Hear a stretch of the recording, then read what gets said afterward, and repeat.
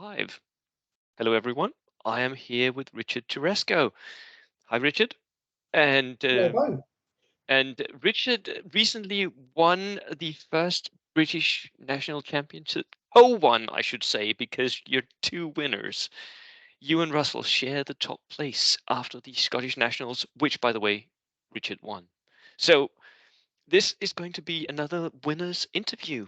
Um, And I already wrote Richard a bunch of questions. I hope we're going to to go through some of them. But Richard, I'm terribly sorry. This is just like an amalgamation of everything that I think people could be possibly interested in. So could you start by just telling us your gaming background? How did you come to Bold Action? What did you do before? Have you been gaming before? And yeah, all of that. Yeah, no worries. My background's a Warhammer Fantasy. I've followed that through to its natural end as it was. I then tried to jump onto AOS, the Age of Yeah. Sigmar. Um, couldn't get on with that. And I'll be perfectly honest with you. I've always had a military background. I've always enjoyed that side of it, and Mm. I think my first sort of exposure to bolt action would probably be the TTB videos. Yeah. Those maniacs from Norway, and they were doing their excellent videos on bolt action. I think their enthusiasm and the way Yeah. they explained the game and brought it across just really sold it to me. So I think that was my, if you like, that was the first bite. That's the first one that got me sort of interested in it. Do you still Um, remember your first game of Bold Action? Vaguely, yeah. So there was like a group of four of us that used to competitively play Warhammer Fantasy Battle. Yeah.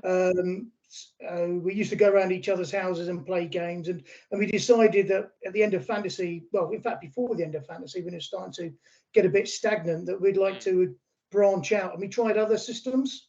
And I came forward with the bolt action as a system. It sort of We looked at historical, we looked at other sort of eras and things, and we decided that that wasn't quite a good one. So my first one was against a friend of mine, John. We played British against no, sorry, Germans against Soviets. Yeah. So we played that, but I suppose my early days of bolt action really were down to finding someone relatively local. I say local, 45 minutes to an hour away in Bristol, Dan Moody. So Yeah. he's the one who sort of exposed me more to the game as a system and the sort of what am I looking for, the whole sort of era of bolt action version 1, version 2, where we are now, Yeah. and where I learned a lot of the rules from him. So that was very useful. Yeah. That happens quite a lot, doesn't it? That people actually don't read the rules, but they learn the rules from someone else, like an Mm. introduction game, someone that'll teach them. And like for most of us, we immediately get hooked on that order dice in the bag mechanic. That really Mm. makes a lot of it. Was that what attracted you to the game as well, or was it? Yeah, Yeah. absolutely. Yeah, I mean, a lot of the other games, the you go, I go, I just find tactically depressing, Yeah.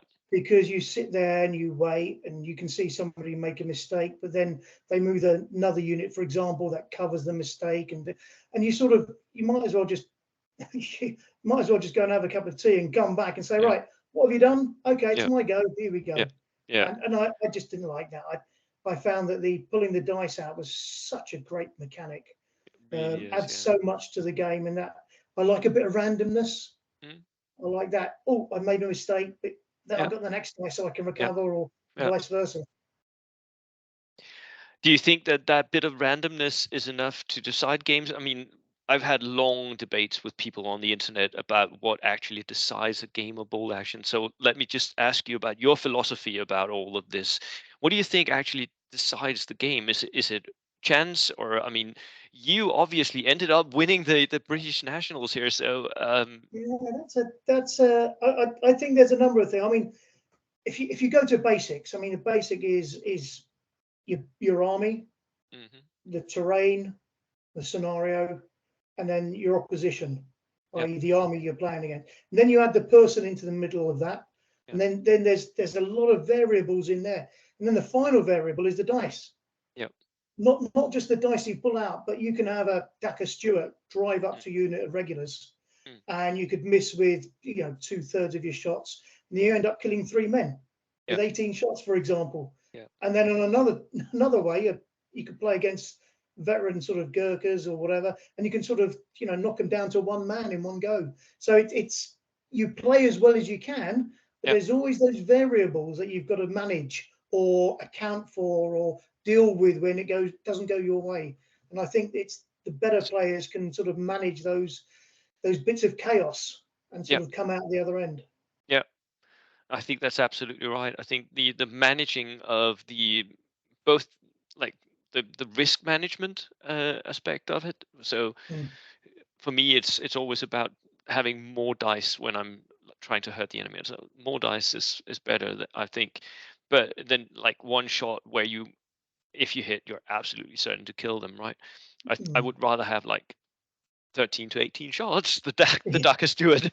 yeah, you're Yeah, managing chaos. You see, you know that exactly. you've got to Yeah, achieve this. yeah, Yeah. yeah. So what armies do you play? What armies do you Well, I own? started with Germans. Yeah, I've still got a massive German army. I get it out whenever I don't want to play hardcore. yeah, So I took a German army, for example, to the Welsh Open. yep. I was fortunate enough to do well there. Mm. Um, I I've taken noticed. a German, yeah. So I've taken a German army over across the pond to Vegas. I did Yep. quite well there with that. I've also got Finns. They come out less regularly now because I Mm. think they're mono build, so Yep. it's Very. hard to Yeah. vary the build. There are a couple of variations, but not really something you want to take to it sort of the tournament because you're stuck in that sort of run. I have taken them to tournaments, but not something that gives you enough variety. Because I'll Yeah. explain what sort of my There, theory. there was a And of time course, when the Finns were British. doing well at tournaments, right? But that went Yeah, away. People sort of know how to play against them, and because they're yeah, so mono built, exactly. you can't really. I mean, it's sissies on ambush most of the time, anyway. Yeah. Absolutely. And of course, as you know, I play British. Yeah. Um, yeah, basically based on the 14th Army in Burma, Gurkha type side. Yeah. Very much my go-to sort of army, particularly if it's a tournament or event Yeah. that I particularly want to do well, or if I know that certain people are going, then Mm. they're going to be hard to beat with anything Yeah. less than the top tier army. Yeah. So for you, that is what you would consider top tier armies going with the Burma Gurkhas for Yeah, Brits. Yeah. very much so. Yeah, I Yeah. mean, a good player with the Japanese list should win tournaments, in my opinion. I think Should but doesn't. but that's because you don't see a lot of good players with the proper Japanese build, and I Yeah. think that's the only thing that Yeah. stops them doing it. Yeah. And I think the same with the Soviets. I think there's a couple of builds there that are just beautiful. Yeah. Come onto the table, and you're on the back foot from the word go. Yeah. And I think that those three for me are the sort of Mm. the good armies in good players' hands Yeah. that should do well at tournaments. Not Americans for you? Um, I know I see we don't see a lot of American players. The Mm. ones that do play with the American armies that are good players anyway. Yeah. So I don't know.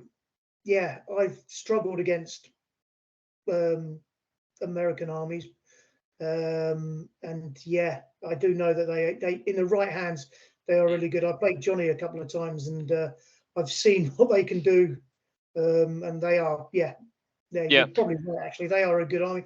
Are they a top tier army? Probably because we don't see it that much. Probably they've just slipped under the carpet slightly. I think they're slipping under the radar. I just reviewed Yeah, the last 11 big tournaments of this year, and the meta is heavily skewed towards Brits and then of Soviets, course. but Americans they're sneaking in there as well with the good placement Yeah, as well. But it's a very different army to play compared to both Soviets and Brits. Yeah, um, yeah. it is right. So so would you consider yourself, because you came from Warhammer Fantasy, you were looking for something else.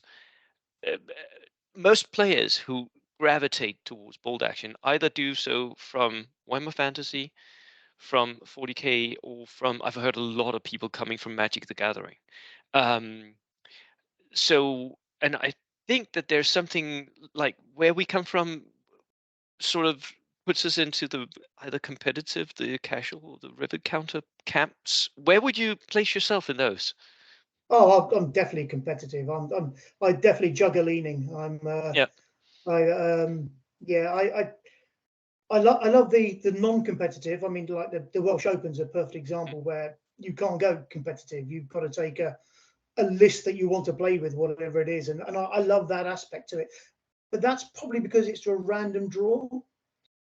So if it's an event where Mm. you just go and you're playing, that's great. If it's a tournament where you're going to be, if you win, you go to the next one, go to the next one. Suddenly that competitive edge comes out, and I want to do well. So Yeah, I'm not yeah. not going to be taking a Greek army or Nah. Belgians or anything like that. But like I say, if there's an event to the scale of the Welsh Open where it's just turn up, play games, have fun, and if you do well, you do well. Yeah. Yeah. We are very much alike. I can hear that. That is also very much how I feel about this game. So the last couple of years, how have they been for you? What have you been doing tournament wise Um, and gaming? Yeah. Yeah, well, I don't have a club. There's no club round near me. In fact, I rarely play outside the tournament scene. I might get one or two games in. Well, I was going to say a month, but that's probably being a bit generous. But Is you that know being what? generous? Oh, yeah. Yeah, I don't get many games in at all during the weeks. I just turn up at tournaments. But I do a lot of tournaments. Mm. So this year, for example, Las Vegas Open. Uh, Go to the Las Vegas Open, play How there. was that? Because I've been wanting to go to the States and compete in either like the LVO or go to Adepticon or something like that. Oh, yeah. It's great. I mean, they're slightly different because you're not going to play like in another country. You're playing in a continent Yeah, effectively. yeah, So everywhere's probably got their own little groups and hubs and very different much. levels Yeah, of, if you like, hardcore, softcore, yeah. more leaning this way and the other. So you get a really wide mix of people. But the Vegas one, I went over when the Scottish chaps were over there. You know, the likes of Craig and Paul Walker, Yeah. Craig Brown and Paul Walker, when they were doing it for Warlord Games. Mm. And the intention was to try and push it towards this big event. You know, Vegas was going to be the penultimate of all the bolt Yeah. action games, and it kind of got hit by COVID, and that all just went to a crock really. Oh. But it's you cannot knock the players and the organisers there as personality wise. Beautiful people, great Mm. fun to talk to, Yeah. great games, great everything.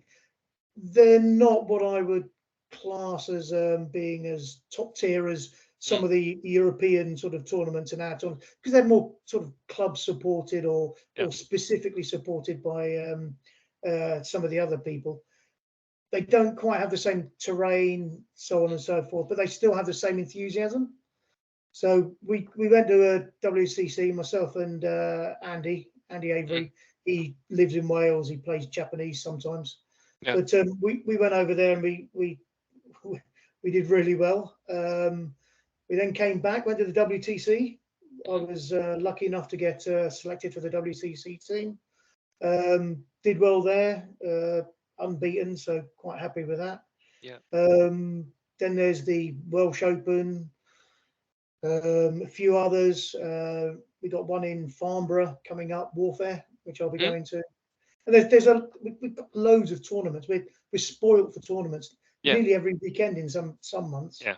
And then there was the nationals, of course, the Welsh, the English, and the Scottish nationals, which added an extra bit of spice, which initially I wasn't into. I thought, well, that's great, but there's no way I'm going to be going to 3 tournaments just for one thing. But then I just got swept up in the enthusiasm of it and Did. the Yeah, you did. organisation and everyone else. So yeah, I just felt my competitive juices going, and I thought, oh, I've got to do these now. These are really good fun. When you started, and you guys, you had like the first few tournaments in that national league, or what do you call it? What happened to you when you started and you went to the first few of those?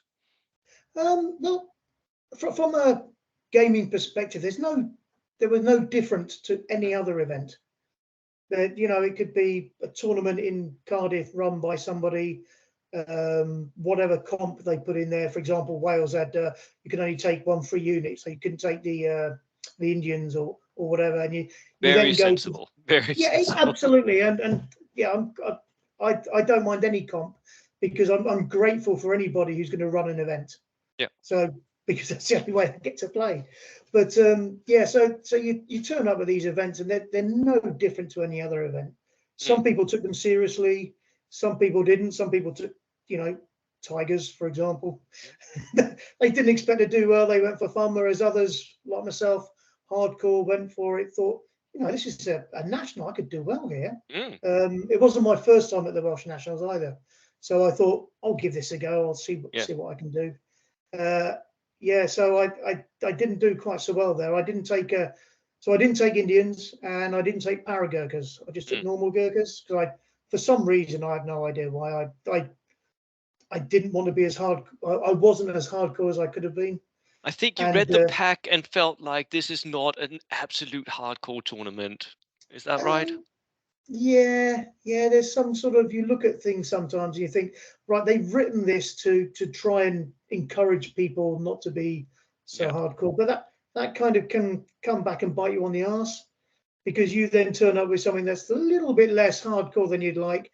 You play a game, you get beaten, and you go, oh, if I had Oh, done that that. sucks. But no, I got a couple of spankings there. Mm. Funny enough, by Americans and Russ of particular note, they gave me a good seeing too. So good bit of revenge further down the line. Yeah, because And you then there was BritCon as well. yeah, so that was an interesting one because that was a combination of what three events in one. Yeah, more or less. Um, Yeah. I think what happened was that BritCon were doing their English nationals anyway. Yeah. Sorry, that BritCon were doing BritCon. They then, because they'd spoken with the Welsh and the Scottish, decided to make it part of the nationals. Mm. So they then gave it that title. And then Warlord are trying to get back into the Warlord Yeah, they are. days, Yeah. whatever it's called. So they sort of jumped on. And they thought, well, this will be a perfect opportunity because it's local. So I think they lumped on all these sort of titles onto it. But at the end of the day, it was just another tournament. Very different to a lot of the ones we've been to. So they did. You had 750 lists. Yeah. And you had 1250 lists. Yeah. They could be totally separate lists, but boy, does that make you think on your list Yeah. building. Yeah. Really did it. I Pushes you out was of your so comfort zone. I was so sure Soviets with Tokharovs and everything else because the first 750 was no armor. Mm. And there were some people turned up. I think one player turned up with like 6 Tokharevs.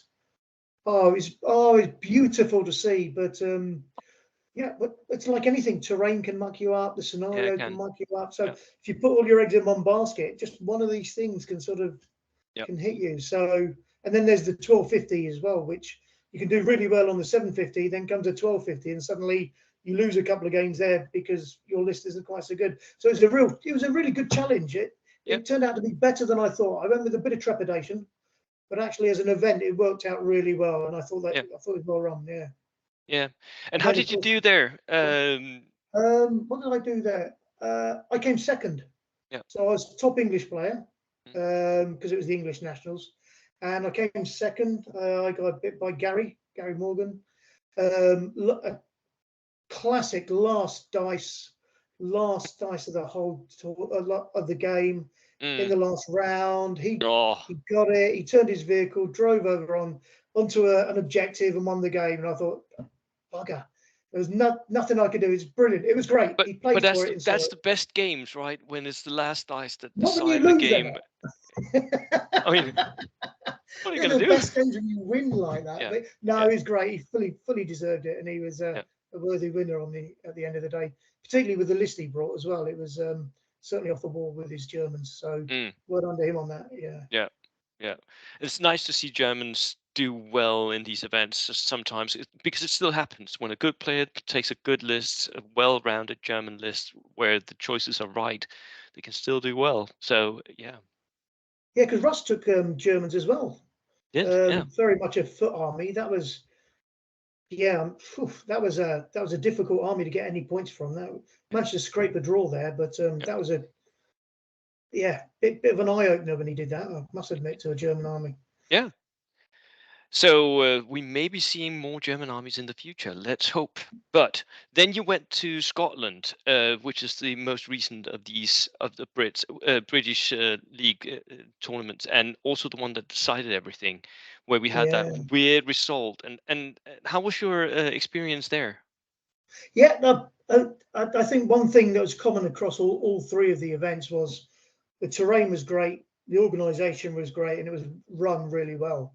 Mm, So those three things were in common. The three things that were different, and I think I quite like that they were different, mm, was the fact that the comp for the Scottish Nationals was the gloves were off. So yep, bring what you want. yep, We saw people with double land mattresses. We saw, as you know, people turning up with the LRDG. We yep, saw a great mix of different armies and different attempts to do well at the yep, event, yep. and that was really good. Yeah, played all the games there. I did. I was very fortunate. I managed to get a win at that. Managed to get my a win against Russ at the end, and I think one of the things that makes me laugh is that you over there, for example, you don't see that his M3, the Lee, you don't see it. You don't see what it does. Trust me, play against it. It's I know. terrifying. Personally, I know. I have played Yeah, against Lees, but you don't see it in many tournaments in no. on the continent at all. Um, I think I have a little pocket theory that it's because Rubicon hasn't released their kit on it yet. I'm not sure, but it could be a Yeah, thing. yeah. In the hands of a competent player, it's Yeah, terrifying. I was so lucky to take it out. yeah, Once I managed to take it out with a lucky shot from a Stewart, that I think that was then pushing the game towards a draw. yeah. And then I got a lucky mortar shot that sort of settled it there and then Mm, I think that was I think he worked out. So I hadn't followed the maths, so I hadn't realised how well I was doing, and the I think Russ was, and he sort of looked at it and went, "Well, bugger, that's it. That's us on a draw now, yeah, or whatever was going to split the thing." Yeah, so that yeah. was good. Yeah, So that was a tight you game. weren't expecting at all to catch up to him at this Absolutely point. not. No. No, not at all. In my mind, I'd have put money on Russ walking away with it. Yeah, I I had as really well, would. by the way. But you never know. I mean, anything can happen. There was one thing that I wanted to ask you about because some people were saying like, "Oh, they did allow, as you said, gloves were off. They did allow like tank vehicle heavy platoons. They Mm. did allow the Indian plus the artillery observer combo.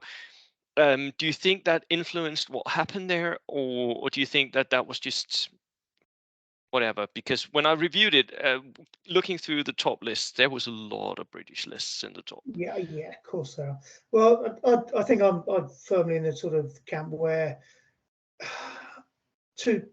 Well, there's two things. First of all, if you take the Indians, you're basically just giving them the same as the Soviets get, Yeah, which is the re-roll on the brake testers and yeah, then the free man unit. So that in itself isn't a game changer. The Ford Artillery Observer, nobody buys a Ford. Well, no, apart from a certain somebody, nobody actually buys a Forward Observer because of the cost, and it's not worth the points. it If is it was worth the definitely not worth the points, points. Yeah, you'd see people buying them more. So when people say it's 200 points extra, you're going, well, is it? Is it though? yeah, but it's a nice to have. Yeah.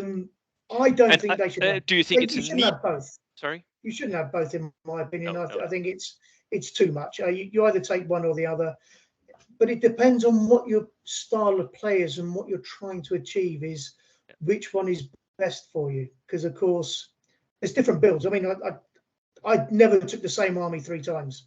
I had different units, different ways of playing it, different ideas of it. But the concept is the same, was that I've got British, I've got Gurkhas. How am I going to use them? I'm going to use them in this way with this army, that way with this army. So, yeah. Yeah. So I think that drove it. The armoured platoons was an interesting one. We saw a lot of armoured platoons, and I'm not convinced with armoured platoons. Maybe it's just my way of playing. I think 2 tanks are normally enough. If you've got 3 tanks, you're using points up. That could be another unit, which could potentially be doing more for you than that 1 tank. And then if you take 4 tanks, then you've sunk a lot of points into that. Unless you've got Indians, in which case you can take another 3 units. So I can see then why you would take more tanks. Oh yeah, makes perfect sense. Yeah. I think the main combo with Indians is to take them in a British tank platoon, because if you're going to go down generic reinforced platoons with Brits, there's other things that you could be doing that I think maybe actually are more worth. I mean, worth more than the extra points that you're getting. That's it for me, basically. Yeah. Right. So I have to ask, who ended up with the trophy? Did you take it home or did Russell? Because you couldn't break it Neither apart. of us took it home. What? No, because we're both flying, we had a limited luggage capacity.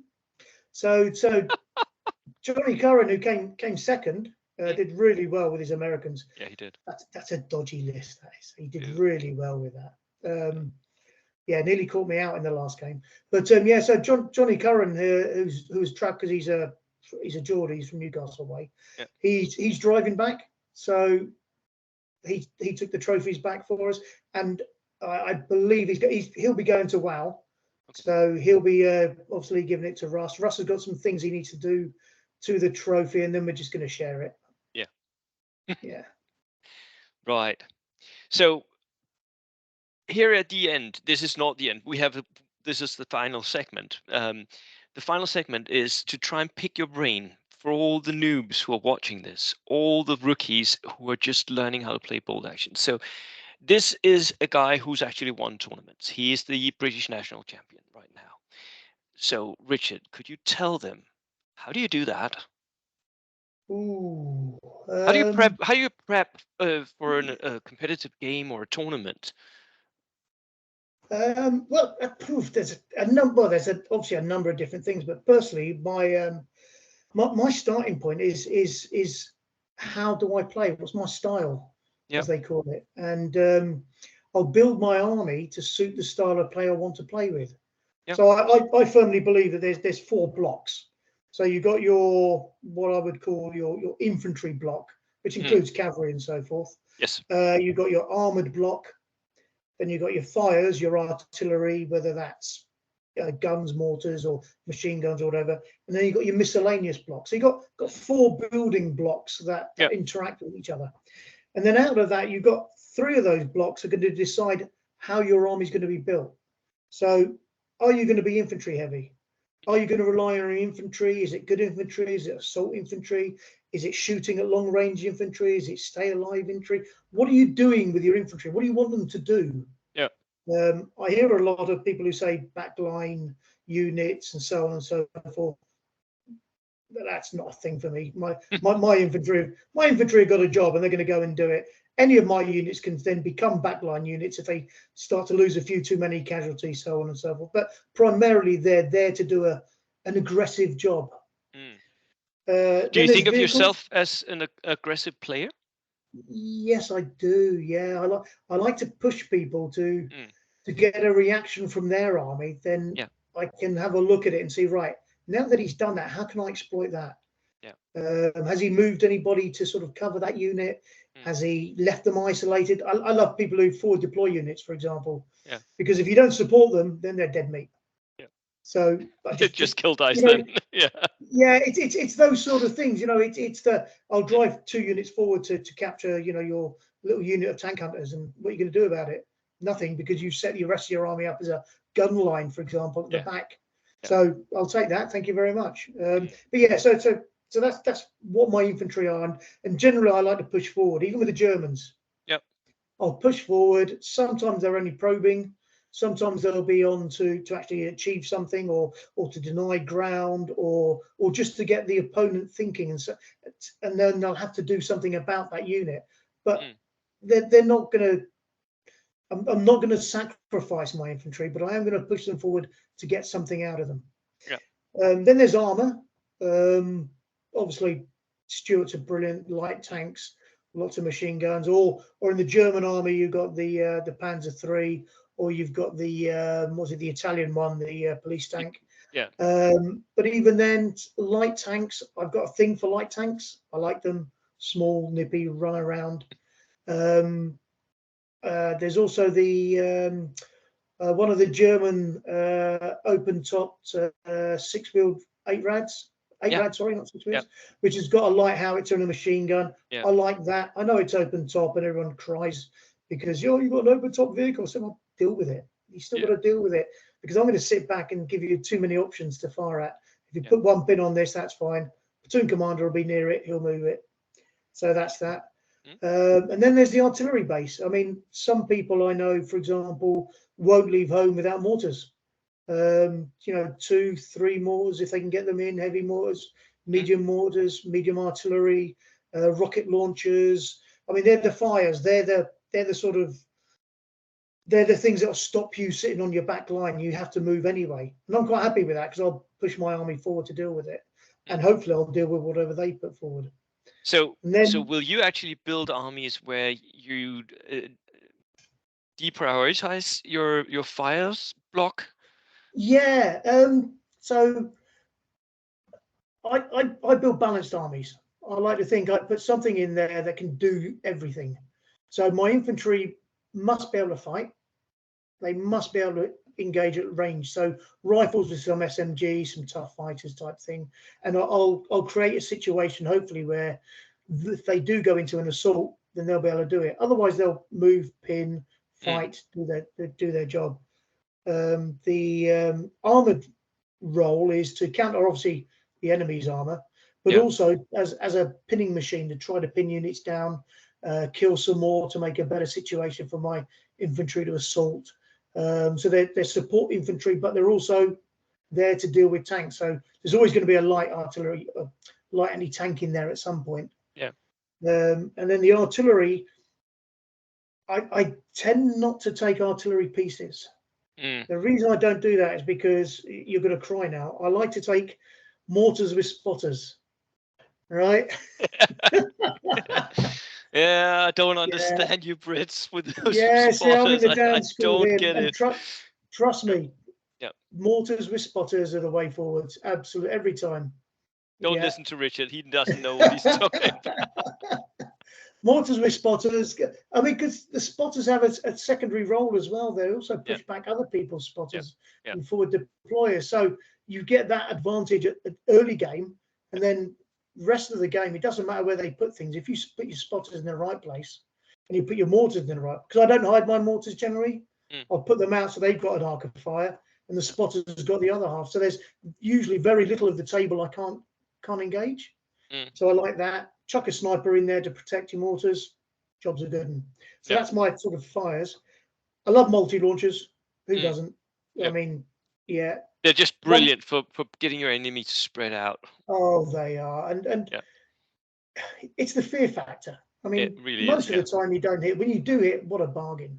Yeah. But most of the time you don't hit. So you sit there, point at your unit, I'll roll 2, 3, 4, 2, hit nothing, but you put 2 units down then. Woo! So I've achieved something with it. Or you run away from the house that you were shooting at, and then you wasted a turn. I mean, all good.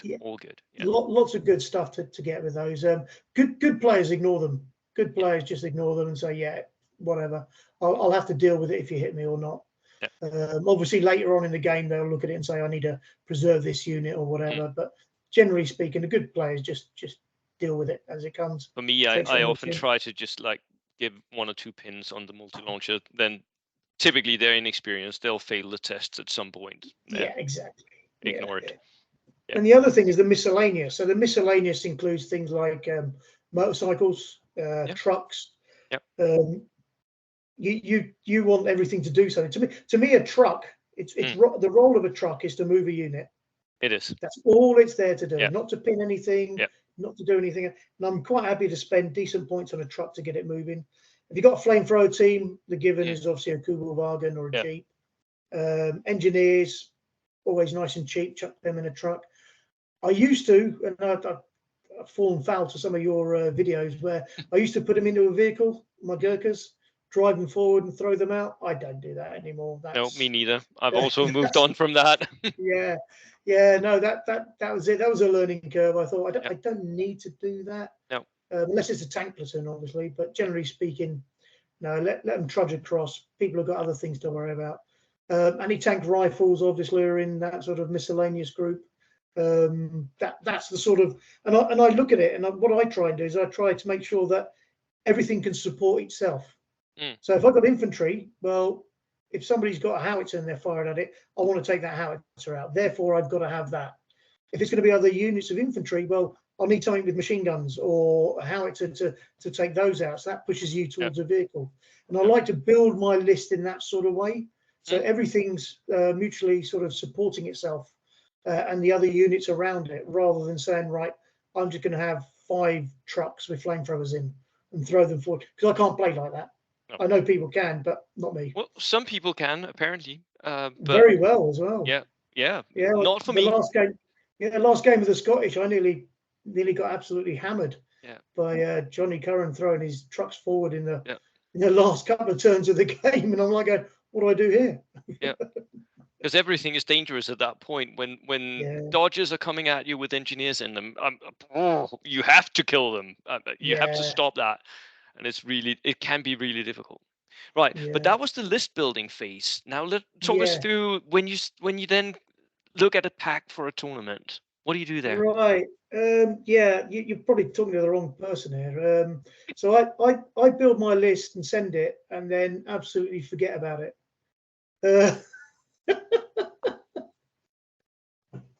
So I quite often forget what was in my list until maybe the night before. What am I packing? It's tomorrow. I know, wait a terrible minute. advice. Where's Don't listen to me. Terrible advice. I do though. I'm I just I'd love to go to a tournament where you turn up and someone gives you an army and says play with that, because I think that'd be great fun. That would be fun. I'm not very good, but I look at a player pack. I didn't even realise that the scenarios for the Scottish Nationals are out, or the extra thing. I had no idea that any of that was out. Richard, you're such a bad role model right now. I know. And it was literally people telling me on the day what the scenario was and what the things were, because to me, every game's virtually the same. If you kill enough of them, you're going to win the game. That is actually a thing. It is. And maybe especially if you're playing Assault Brits. Yeah, see, maybe that's why. Maybe it's because I'm so used to the style of play that it doesn't matter what the scenario is. I'm still going to play the same way. Yeah. For me, I'll adjust a few things depending on my opponent's list. But the mission actually is not very important. I'm with Richard here. I'm sorry, guys.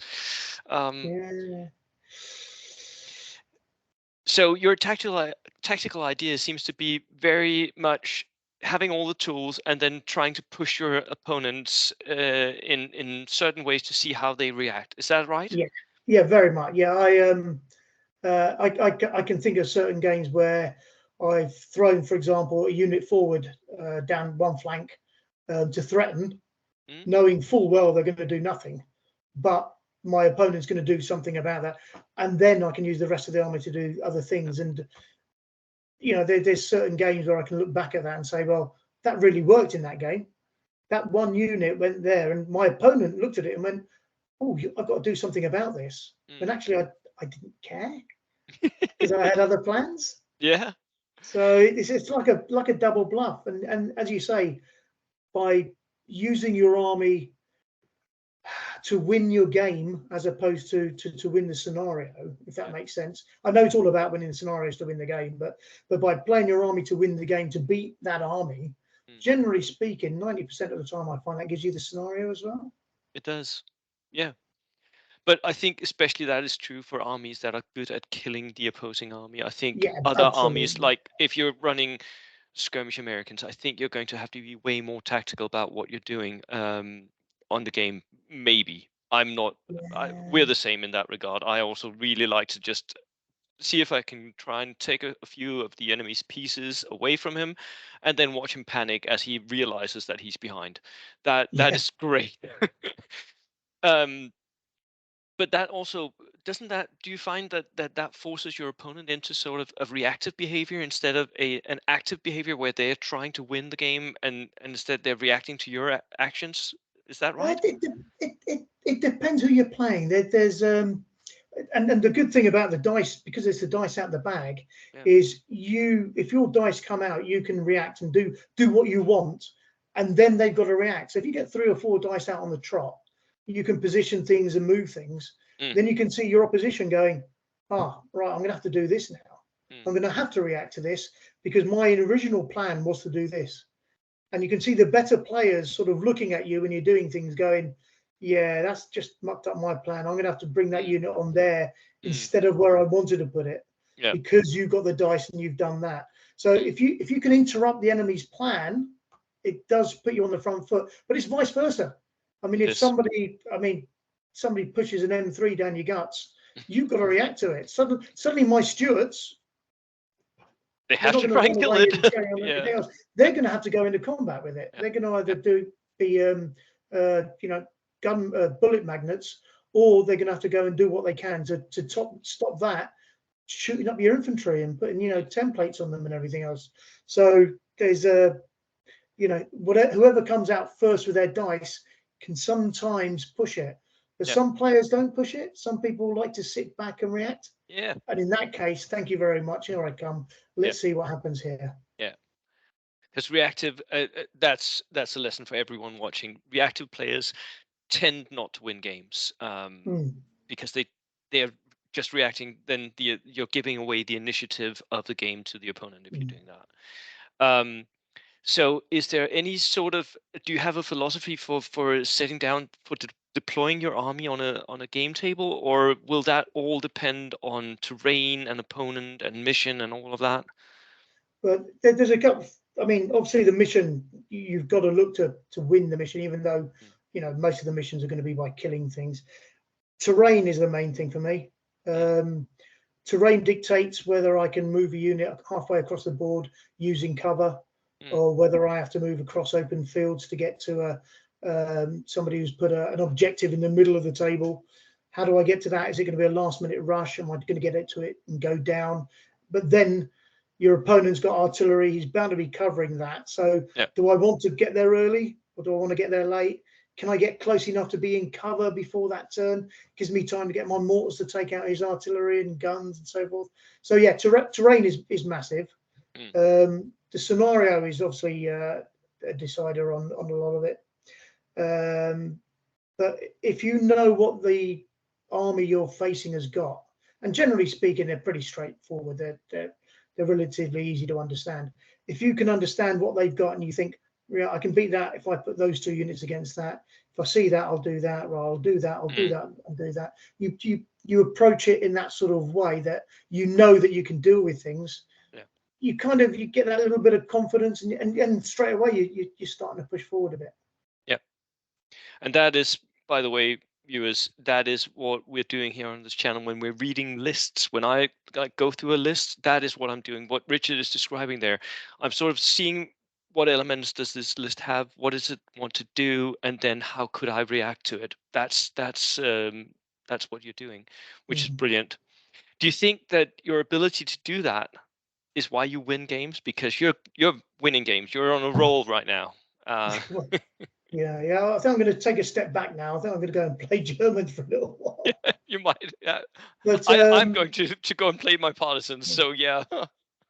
no, I think when what's a yeah. So when I played Alistair, I think it was interesting that we could read each other's game, Yeah. particularly at the start of the setup. And you get to the stage, I think, when you played a number of games where you say, right, he's going to put that there, I'm going to do that. If I get the next dice, I'm going to do this. So I like to think that good players can read the game, and then it's like chess. You can read the game one dice ahead or one turn, and then it's a case of, right, that's what I'm going to do this turn. That's what he's probably going to do. Next turn, what I want to be able to do is I want to be able to get around the back there. In order to do that, I've got to spend 2 turns doing that. And in most games sort of don't really sort of get going until turn 3. So then by turn 3, I need to be there without pins so that I can do that. Yeah. And yeah, I like to think it's the reading of the game and the anticipation of what your opponent's going to do. And it's when they do something weird and wonderful. I mean, I nearly got beaten up by some Japanese in Scotland, where 2 truckloads of vets came up onto one flank, and I was like going, oh, bloody hell, that could have swept through my arm. But I had a steward there, so when they popped out, gunned them down. But I didn't expect that. And it's those unexpected events that you've got to sort of the chaos that you've got to react to and have something in place without overcommitting. So that's how I like to think. You read the game, you read what you expect your opponent to do, because that's what you would do if you were in their shoes, and then you react to it. Brilliant. We basically moved all the way back to what we started with, Richard, here. The risk management and management of chaos. Thank you so much for coming onto the channel. It's been a pleasure. If you have any last words for the viewers, any last piece of advice, now is the time to give it. Just enjoy yourselves. It's a game. It's a game, right? Thank you, everyone, for tuning in. Thank you very much, Bo. And I hope to see you again soon in one of the major tournaments. Are you coming to World Open War? No, I'm not. No, we decided to allow others to cut their teeth on that. So that'll be their first sort of international type sort of event, which I think I won't really lie, but I'm really happy about that. Cutting down that'll increase my chances. Don't be complacent. We got some good players still going. Oh yeah. I've seen the list. I've seen some of the players, and it'll be a hard fought match. Yeah, I hope it is. I hope they do well. Right. Cheers, Richard, and cheers, Thank everyone. you very much, mate. You take care. You Bye too. now.